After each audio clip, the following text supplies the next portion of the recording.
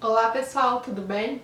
Bom, meu nome é Amanda Valeiro, sou psicóloga e hoje eu tô aqui novamente para falar de um tema bastante emergente na nossa sociedade e que tem sido bastante agravado, nesse período de pandemia. Hoje eu vou falar de violência doméstica.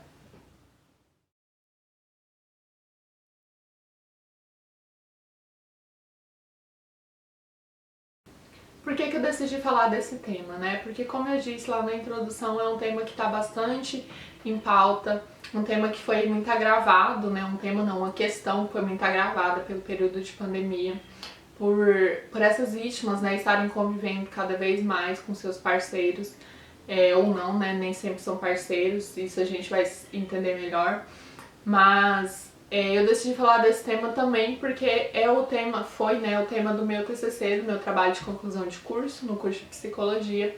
Eu falei sobre a violência doméstica numa visão clínica, interpretando aí a forma como se empenhar na problematização dessa vivência e deixar que a mulher seja personagem principal, de sua própria história, interprete isso, tenha um olhar subjetivo, passe por terapia, como isso pode ajudar no enfrentamento. Eu vou deixar o título aí na tela do vídeo, vai aparecer em algum lugar aqui, eu acho. E, enfim, eu não posso deixar o texto completo para leitura porque ele está passando por um processo aí de publicação. Para quem não sabe, a gente diz que a violência doméstica ela tem uma estrutura bastante ruminante. O que significa isso? Que ela está sempre passando por ciclos, sempre se repetindo, sempre voltando. E aí são questões que a gente no imaginário, no social, a gente acaba julgando muito essas mulheres que permanecem nessas relações e não procura compreender, que existem mecanismos intrapsíquicos muitas vezes que influenciam para que isso aconteça, e também mecanismos também sociais, que é o que a gente pode entender mais, que é mais palpável, pra gente compreender. Eu não acho que as mulheres vítimas de violência elas tenham essa oportunidade, sabe, de realmente refletir sobre a violência sofrida e de se colocar ali, de se perceber dentro dessa relação. Muitas vezes a gente julga muito essas mulheres, às vezes de uma forma muito genérica. Então acho que é importante esse olhar, micropolítico, como a gente tanto chamou lá no artigo em questão que eu estava falando para vocês. Esse olhar mais implicado na própria subjetividade. Então, como que eu me construí nessa relação, como que eu vim parar nessa relação, E uma coisa que a gente deixa sempre bem claro, que é imprescindível deixar bem claro, é que identificar, apontar que existe mecanismos que te levaram a essa relação não colocam de forma nenhuma a culpa diante da vítima. Isso é uma coisa que a gente sempre tem que deixar claro. A culpa nunca é da vítima, a culpa é do agressor e ponto final. A gente precisa dar oportunidade para a mulher violentada, para a vítima de violência doméstica, se entender como sujeito de sua própria história. Apagar a vivência dessas mulheres, colocá-las em um papel de impotência, isso não ajuda, isso só atrapalha. E eu entendo que medidas assistencialistas, elas sejam importantes para assegurar a vida, principalmente, mas que depois, que essa mulher já esteja em segurança, é importante que a gente também explore esse lado, da compreensão dos fatores sociais, enfim, políticos, aquela história que eu sempre falo, uma construção social que permite, de certa forma, que essa violência seja cometida, que valida essa violência ali para o homem, Ele acha que pode bater, ele acha que pode agredir, ele acha que pode matar até a sua companheira, ou enfim, qualquer outra mulher, pelo simples fato dela ser mulher ou pelo simples fato dela não corresponder às suas expectativas, diante do gênero feminino. Quando a gente escuta uma conversa, a gente tem a notícia de alguém que foi violentado, de alguém que passou por uma violência, a gente tende sempre a julgar, Por que essa pessoa continua, por que essa pessoa se mantém nessa relação. Então existem pessoas que dizem que é por falta de vergonha na cara, tem gente que diz que é por motivos financeiros, tem gente que diz que é por conta dos filhos, tem gente que diz que é porque a gente não dá oportunidade, para que essa denúncia ela seja legítima. Então muitas vezes o sistema não leva a sério essas denúncias, então isso complica bastante também. nessa parte, mas a gente nunca escuta realmente a mulher vítima sobre o que a mantém ali naquela relação. Não que essa mulher ela tenha que falar para os outros, né, o que a mantém nessa relação, mas eu acho importante que ela tenha a ouvir de si. Por que eu tô aqui? O que me garante, né, esse lugar? O que me mantém aqui? Então, os padrões sociais de gênero, eles atuam diretamente na produção da violência, em especial quando a gente fala de violência doméstica. Lembra que eu falei da construção social, né, do feminino? Então isso ajuda a gente a entender que a mulher, ela tinha na sociedade uma vida muito despolitizada. Então, eram pessoas que, nós, né, éramos pessoas que não eram vistas socialmente como alguém potente, a gente era visto de um jeito muito desqualificado. E isso se perpetuou e ajuda a gente a ter esse julgamento, né, que é tão falho, que é tão ruim. O que quer dizer isso? Sempre que é noticiado sobre uma mulher que foi agredida, que passou, né, por uma agressão, até mesmo um feminicídio, o primeiro cenário que a gente vê é sempre o cenário de desqualificação. O que eu quero dizer com o cenário de desqualificação? As pessoas, a sociedade e até mesmo a gente, eu, você, porque, né, isso é uma coisa que está engendrada aí na nossa construção e que a gente precisa, como eu já disse tantas outras vezes, desconstruir, entender melhor. A gente sempre tem esse impulso de procurar coisas, né, procurar motivos para desqualificar o sofrimento daquela mulher, para desqualificar a palavra daquela mulher que foi agredida, que foi violentada, enfim, que passou por algum tipo de violência. Então é por isso que eu digo que os padrões sociais de gênero, eles atuam diretamente na construção da violência doméstica.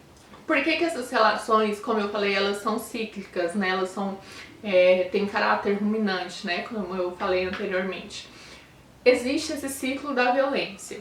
Para quem lê sobre o assunto, para quem já foi pesquisar sobre o assunto, esse ciclo está sempre ali representado de alguma forma, porque é um consenso, né? Quem quer entender um pouco melhor sobre o assunto, tem um livro chamado Mas Ele Diz Que Me Ama, que é um livro bastante interessante, porque ele traz muito através de ilustrações, ele traz de um jeito muito simples, né? Uma linguagem simples, porque quem escreveu o livro realmente passou por uma violência, passou por esses ciclos. E eu acho que é bastante interessante para quem quiser entender melhor.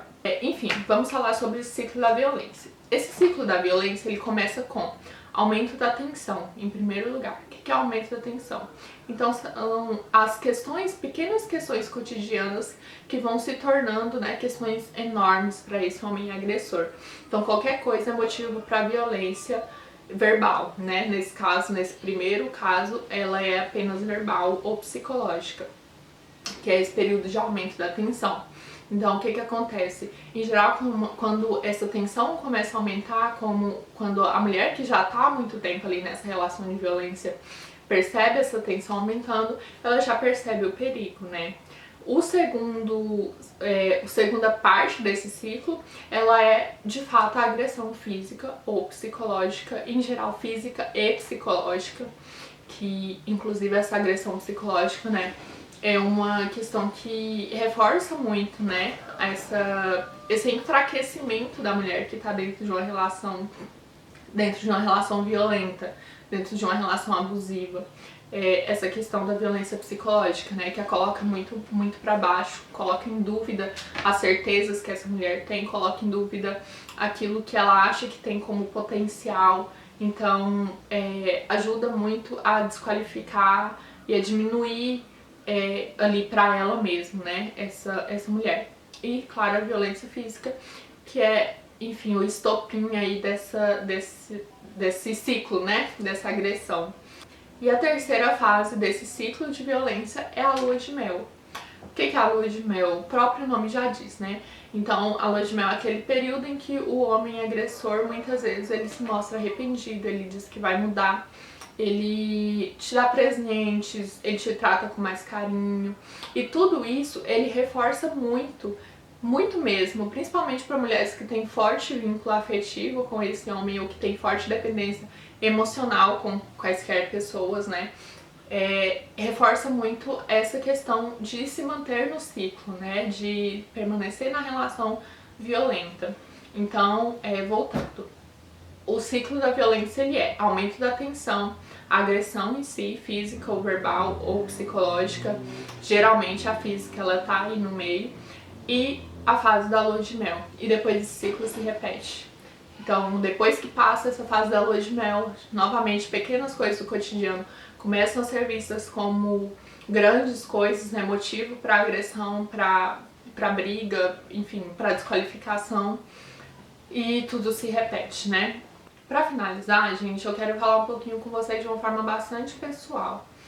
A gente não tem noção do que acontece com as outras pessoas. A gente acha que tem essa noção, principalmente através da internet, né, através das redes sociais. Nesse período de pandemia, principalmente, a gente não tem noção do que está acontecendo. A gente acha que tem, mas não tem.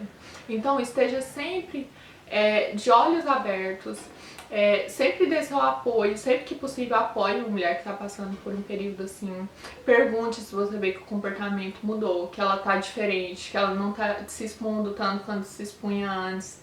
Talvez não queira mais tirar fotos, e seja mais quieta, mais calada, mais triste. Tudo isso são sinais que é importante, né, a gente ficar de olho. É importante também a gente explicar o que são relações violentas, o que são relações tóxicas, né? Mais adiante eu quero fazer vídeos sobre isso também, sobre relacionamentos que são abusivos, que em geral não existe a violência física em si, né? Mas existem outras formas de violência.